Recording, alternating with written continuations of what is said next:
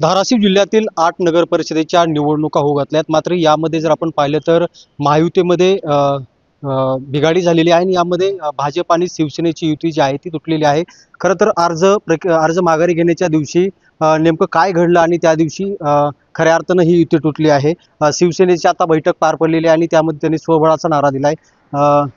नेमकं काय घडलं होतं? युती तुमची तुटलेली आहे आणि आता कसं पद्धतीने निवडणुकीला सामोरं जात आहे? हे बघा, आमचे मुख्य नेते आदरणीय एकनाथजी शिंदे साहेब आणि आमचे पालकमंत्री प्रतापजी सरनाईक साहेब आणि इथं जे समन्वयक म्हणून पाठवले आमचे आमदार राजनजी साहेब यांची भूमिका शेवटच्या क्षणापर्यंत अगदी एबी फॉर्म देण्यापर्यंत म्हणजे 3 वाजेपर्यंत ही होती की ही महायुती झाली पाहिजे. ही महायुती नैसर्गिक महायुती आहे आणि महायुती तुटली नाही पाहिजे. याच्यामुळं कार्यकर्त्याचं नुकसान होऊ शकतं किंवा एकत्रित लढल्यानं जी ताकद मिळते ती स्वतंत्र लढण्यात मिळणार नाही किंवा नुकसान होणार. खरं तर ही माहिती तुटल्यामुळं सगळ्यात मोठं नुकसान भाजपचं झालं. आमचं नुकसान होणार नाही, कारण आम्ही मुळातच जागा 21 लढतोय आणि 21 मध्ये आमची भूमिका आहे की 15 ते 20 जागामध्ये आम्ही 100% राहणार आहे. कारण आमच्या मागं आदरणीय एकनाथजी शिंदे साहेबाचा चेहरा आहे. त्यांना माहीत नसेल की एकनाथजी शिंदे साहेब हे लाडक्या बहिणीचे लाडक्या भावाचे जनक आहेत. अशा अनेक योजना आहेत ज्या की शिंदे साहेबांना शेवटच्या सर्वसामान्य घटकापर्यंत पोहोचवण्याचं काम केलंय. ती सर्वसामान्य जनता जी की मतदार आहे, आमच्यावर कार्यकर्ते कमी असतील पण मतदार आमच्या सोबत आहेत ही त्यांच्या लक्षात आलेलं नाही. मुंबईमध्ये पालकमंत्र्यांच्या उपस्थितीत बैठक पार पडली होती. त्याच्यामध्ये तुमचा समन्वय घडून आला होता. काय फॉर्म्युला ठरला होता आणि कुणी पाळला नाही? नेमकं काय घडलं नाही? नाही नाही, आम्हाला सगळ्यालाच खरं तर आदरणीय पालकमंत्र्यांची भूमिका अतिशय स्पष्ट होती की तुम्ही एकत्र लढा. त्यामुळे आम्हाला बोलवलं होतं. आम्ही त्यांचं म्हणणंही ऐकलं होतं आणि आमचं म्हणणं भाजपचे जे नेते आहेत त्या नेत्यांना सांगितलं होतं की बाबा एकत्र लढण्यानं आपल्याला फायदा आहे. परंतु अशी जर भूमिका घेतली की तुमचं काहीच नाही तिथं त्या शहरामध्ये आणि तुमच्या 4 नगरसेवकाच्या वर नगरसेवक येत नाहीत.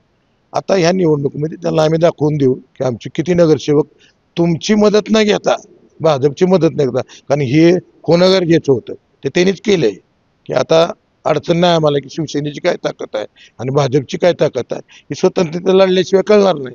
आता उद्याच्या निवडणुकीमध्ये त्यांच्या लक्षात येईल की भाजप काय आणि शिवसेना काय. पण नगराध्यक्ष पदाचा तुमचा उमेदवार नाही. आता जे सदस्य पदासाठी किती उमेदवार रिंगणात आहेत? नगराध्यक्ष पदासाठी तुम्ही कुणाला पाठिंबा देणार? शिवसेना. नगराध्यक्ष पदाच्या निवडणुकीच्या संदर्भात हे वरिष्ठ पातळीवर निर्णय होतात. येणाऱ्या 26 तारखेला आमचे नेते आदरणीय पालकमंत्री येणार आहेत. त्यांच्यावर ही चर्चा होईल की आपल्याला कोणता निर्णय घ्यायचा, कुणाला पाठिंबा द्यायचा. त्याच्यानंतर 4-5 दिवस आहेत ना, त्या 5 दिवसामध्ये मग आम्ही जो निर्णय पक्ष घेईल किंवा पक्षाचे नेते सांगतील त्याप्रमाणे आम्ही तो निर्णय घेणार आहे. आज तर आम्हाला लोक हे गोष्टी मतदार विचारतोय आम्हाला किंवा आमच्या उमेदवाराला किंवा तुमच्या नगराध्यक्षाबद्दल भूमिका काय असं विचारणा केली जाते. पण आम्ही त्यावेळेस हे सांगतोय की तुम्हाला जो योग्य वाटेल तो द्या, पण आम्हाला खाली तुम्ही मतदान शिवसेना भाजपला मतदान करून असं नाही सांगणार. असं सांगणार नाही आम्ही.